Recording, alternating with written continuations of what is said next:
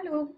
Dans l'atelier d'aujourd'hui, on va faire les figures 13 à 16, donc tout ce qui concerne les aspects culturels. On va aller voir le statut d'immigration, l'année d'immigration, puis toute la question des langues, que ce soit la langue maternelle, parlée à la maison ou la langue utilisée au travail.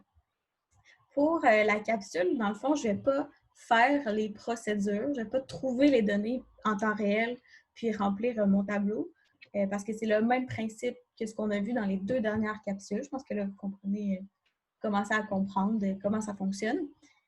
Euh, donc, tout ce que je vous montre, c'est un peu le résultat final de ce qui doit être présenté.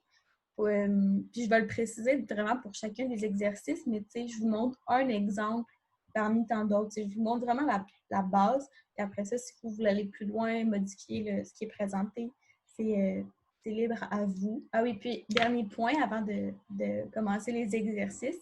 Euh, Cette semaine, dans le fond, les données, ce ne sont pas des données intégrales 100%. Donc, dans votre source, venez vraiment le préciser. C'est écrit dans les données brutes, dans la catégorie dans la ligne qui présente les données. Souvent, c'est précisé. Sinon, faites juste regarder attentivement dans la capsule. Moi, je l'ai écrit dans la source. Des fois, c'est 20, puis des fois, c'est 25%. Ce qui indique que, mettons, je prends l'exemple 20%, ça veut dire qu'il y a juste 20% de la population canadienne qui a répondu à cette question-là. Donc, ce n'est pas tout le monde qui a eu cette question-là dans son recensement. C'est juste à prendre en compte là, dans votre section méthodologie.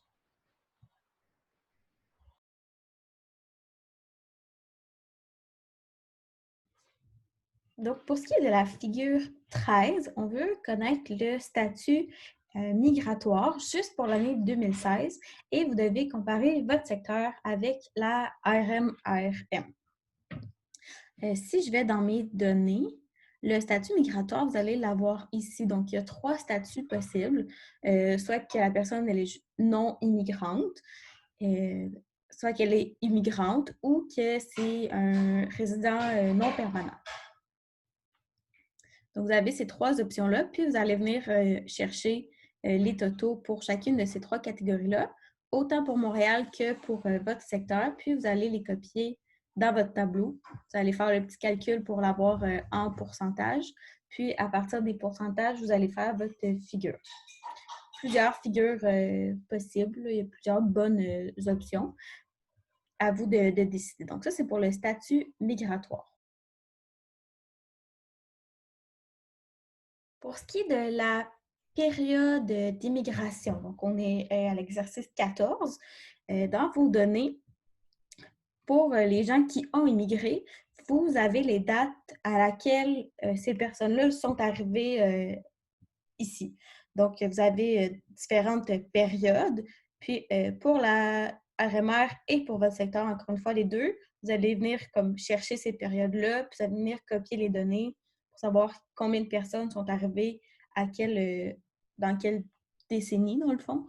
Puis, vous allez faire votre petit calcul pour l'avoir en pourcentage.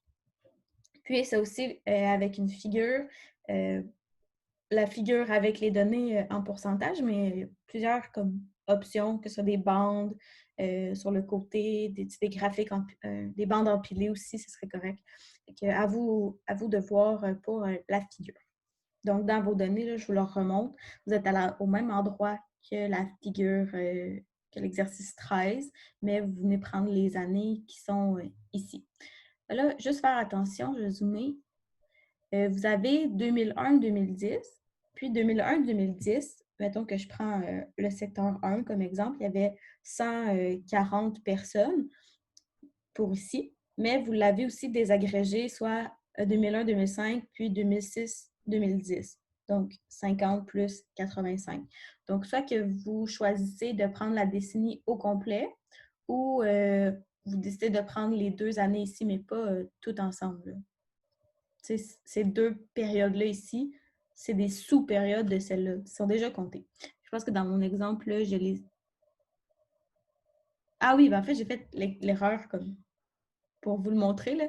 Vous voyez ici, j'ai 2001-2010. Puis après ça, je monte 2001-2005, puis 2006-2010, puis je les additionne toutes pour mon total. Alors que ça ici, Ils sont déjà comptés là. Donc, votre option, c'est soit d'enlever celle-là ou d'enlever ces deux-là. Okay? Les deux options sont bonnes. À vous de voir si vous voulez avoir toujours des décennies ou si vous voulez y aller avec une donnée qui est un petit peu plus précise. OK? Faites attention à celle-là.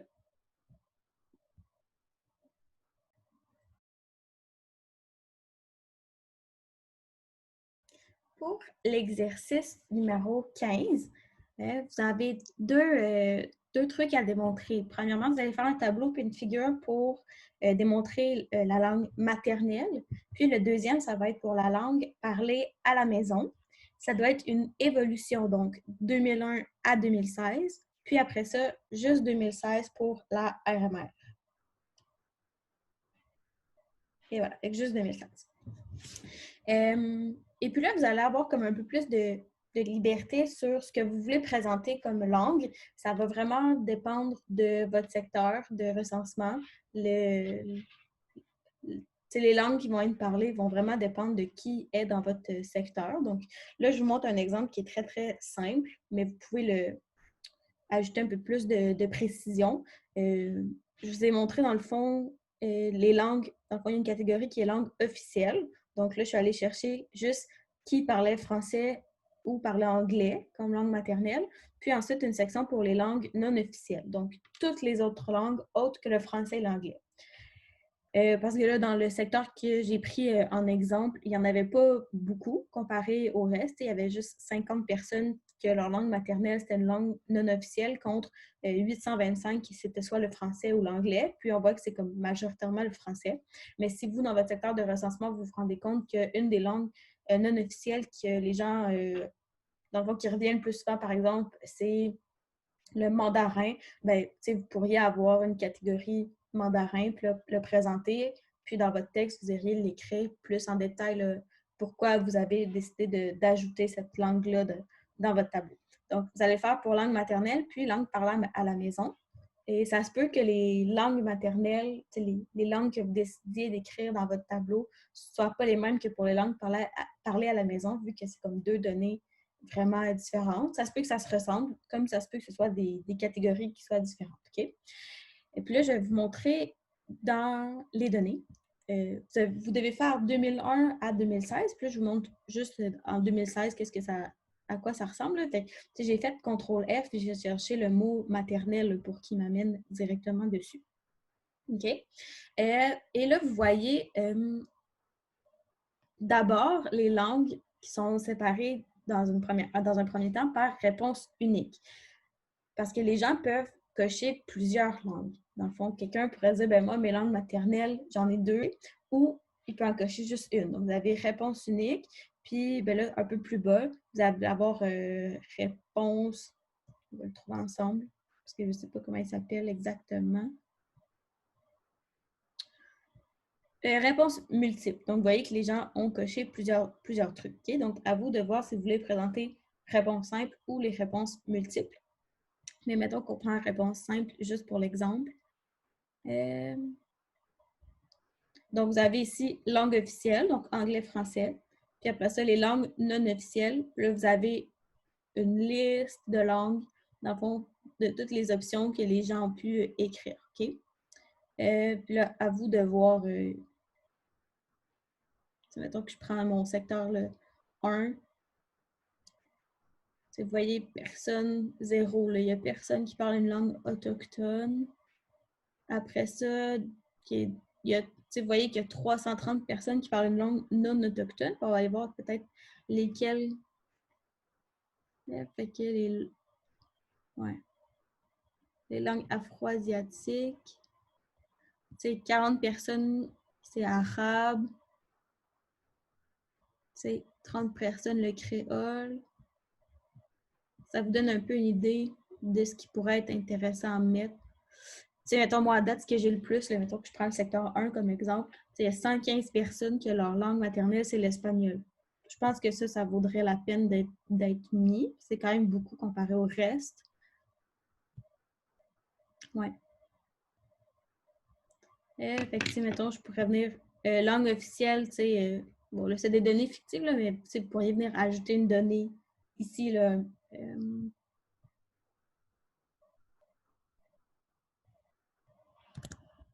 Hmm. Ouais, mettons que ça, mes langues officielles sont en haut. Puis là, ici, j'aurais genre espagnol. On va toutes les monter, mais.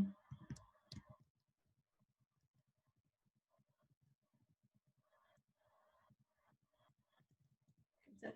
Fait que espagnol, je vais le mettre un peu comme français avec un petit retrait. Puis là, vous pourriez mettre écrire toutes vos données ici. Puis ça implique que vous l'écriveriez aussi pour la RMR. OK?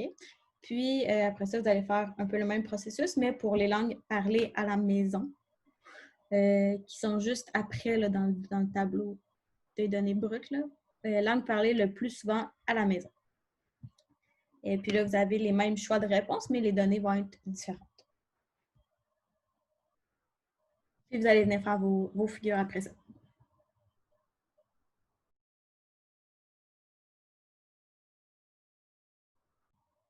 Et puis finalement, pour l'exercice 16, vous allez venir regarder c'est quoi la langue parlée au travail, mais juste pour 2016. Donc, votre secteur et la RMR. Donc, euh, à l'exercice 15, c'était vraiment évolution, fait 2001 à 2016. Puis là, la figure 16, vous avez vraiment juste 2016. Puis, encore une fois, que vous sépariez réponse simple, réponse multiple, quelle langue vous décidez d'écrire dans votre tableau. Ça va être vraiment dépendamment de ce que votre secteur vous a comme données. C'est un des choix que vous allez faire. Puis, dans le tableau, si je cherche le mot travail, on va voir qu'est-ce qu'il me donne.